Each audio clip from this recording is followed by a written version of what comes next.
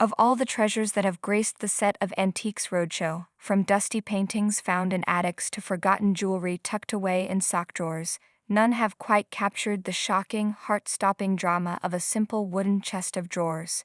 It's a story that has become legendary among fans, a moment so unexpected it changed the very language of the show and left everyone, especially its owner, completely breathless. We all dream of it, don't we? The idea that a piece of our family history, something we've dusted and walked past 1,000 times, might be a hidden masterpiece. We watch shows like Antiques Roadshow with a hopeful glimmer in our eye, imagining the expert's face lighting up as they examine our grandmother's old vase or our great-uncle's dusty pocket watch. For one woman who brought her family's beloved chest of drawers to a taping in Hull back in 1998, that dream felt tantalizingly close. And then, in a few short minutes, it unraveled into something far more fascinating and unforgettable than she could have ever imagined. The chest itself was charming. It wasn't large or imposing, but rather petite and elegant. The woman presented it to furniture expert Christopher Payne with a story as warm and worn as the wood itself. This, she explained, was more than just furniture. It was a legacy. The story, passed down through generations, began with her grandfather's grandmother. She was a housekeeper in a grand Staffordshire home, and when she fell in love with and married the gardener, this beautiful chest was given to her as a wedding present. It was a symbol of a new life, a precious link to a past that felt like a romantic novel. Piecing together the family timeline, she figured this would have been around 1820 or 1830.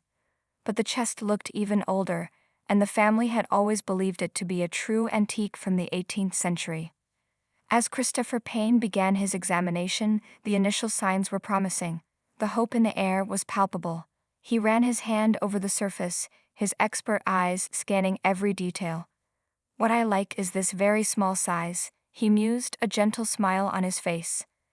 "And the market likes the small size too." He noted its style, identifying it as ostensibly Queen Anne, George I, placing it right in the sweet spot of the early 1700s. The dream was alive. This could be it. This could be the moment a family heirloom is revealed to be a priceless piece of history. Payne, like a seasoned detective, proceeded to look for clues. He carefully slid open a drawer, revealing the inner workings of the chest.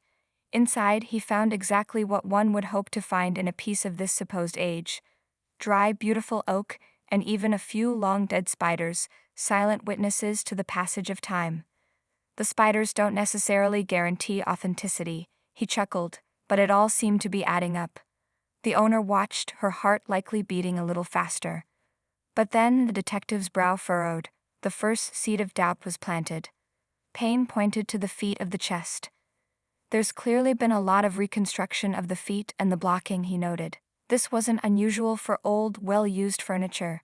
Pieces get worn down, they get repaired. But it was the way it was done that bothered him.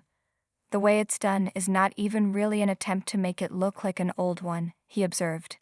"It was a bit clumsy, a bit careless. A minor issue perhaps, but a crack in the perfect facade."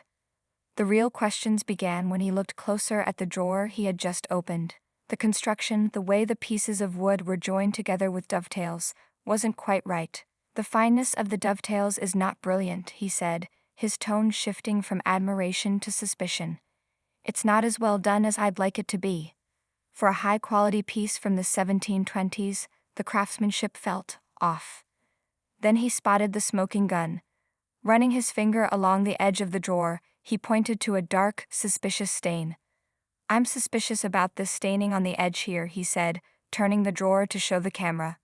The stain that was meant to mimic the dark patina of centuries of hands opening and closing the drawer was also present along the newly cut dovetails. It was an artificial touch, a bit of theatrical makeup designed to fool the eye. He posed a question that hung heavy in the air. You have to ask yourself, does that look like nearly 300 years of wear? I don't think it does at all, I'm afraid. The atmosphere shifted instantly. The owner's hopeful expression wavered, replaced by a look of utter confusion. Payne delivered the first blow gently, but firmly. "When I look at this," he said, choosing his words carefully, "I think this is something made at the very earliest at the turn of this century. Not the 1700s but the early 1900s. The piece was not 300 years old, but closer to 100. The shock was visible on the woman's face, her entire family history, the story of the